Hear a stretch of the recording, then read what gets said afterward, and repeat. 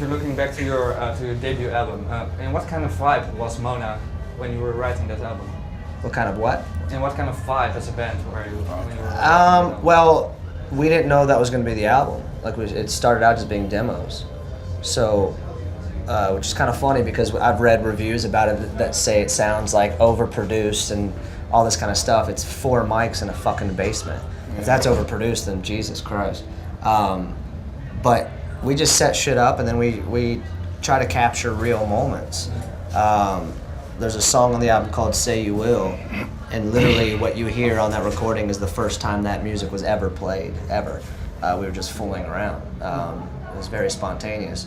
But we're all pretty tight as friends and tight as musicians, so there's times on stage where we free flow and go into stuff and people might think it's rehearsed, but it's the first time it's ever been played.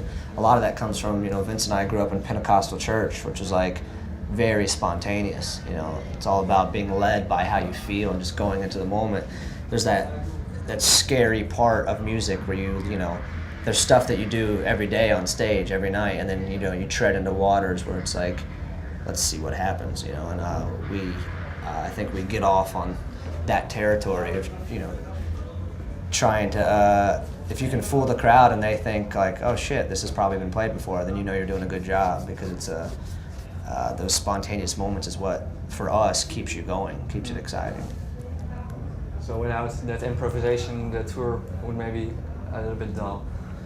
I think not really dull, because if you write good songs and you're in love with what you do, then you're going to enjoy playing it every night. But I think it definitely is a little it's bit a pick me up. Yeah, it's like some powdered sugar on everything. It just makes it a little bit more fun, a little bit more lighthearted. It's a little bit more reckless because you can fuck up and fall on your face. Like sometimes we do and it's not good. It's just like, oh, that was weird. Let's go to the next song. Other times you do it and we're like, fuck yeah, and then we do it again the next night and try to do it better. It's about I think those moments are more for us on stage. When you play 6 nights a week, you got to make it interesting. So. When something fails on stage, do you discuss it with each other afterwards? Or? No. Yeah, not really like a discussion. It's just like, fuck you, don't do that again. And it's like, yeah, that was terrible. Or like, it's like, sorry guys, I fucked up. Yeah, My bad. It doesn't happen that often. Like I said, we're pretty tight with each other, so it's all about feeling, the moment. For us, I've said kind of as I kind of have the producer's brain of the group, and I always say play the song, don't play your instrument. And I think we're all pretty good at that, accenting each other, hearing what everyone's doing instead of just focusing on what you're doing. That's what makes music beautiful. There's individual parts coming together and making this one thing. So. You're touring a lot at the moment. That tightness as a band, what you mentioned, is it sometimes difficult to maintain when you play that many shows? Yeah. We've been in a fucking plane and then a minibus, and I'm exhausted right now. Yeah. I could fall asleep on this beautiful, whatever this is. Yeah, you get tired. And that's basically what it is. It's like you can only party so much. You can only do so much as a human being.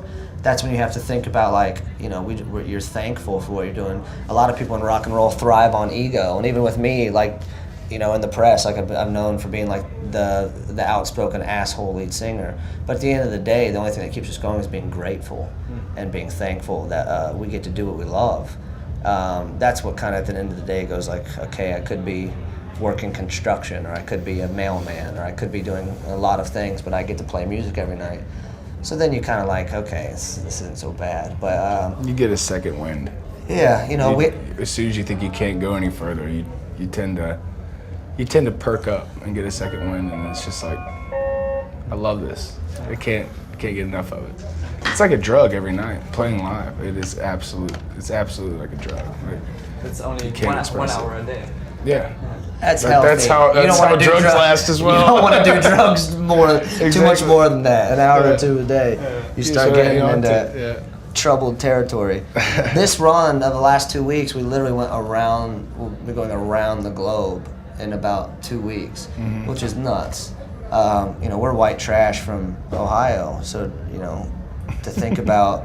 Furthest we ever got was Kentucky. That's Yeah. where we met Jordan and Zach. Oh, we thought Kentucky was vacation. And we just got from Japan. Now we're in Holland. We're going to Germany, and we've been all over Australia a couple weeks ago. And yeah, it's just about being thankful. I think the thing that rock and roll is missing is that I think everybody's got limp wrists and limp dicks now. Everyone's shoegazing and trying to be indie. I think everyone needs to be human and make it bigger. Good music is for everybody, not just the cool kids.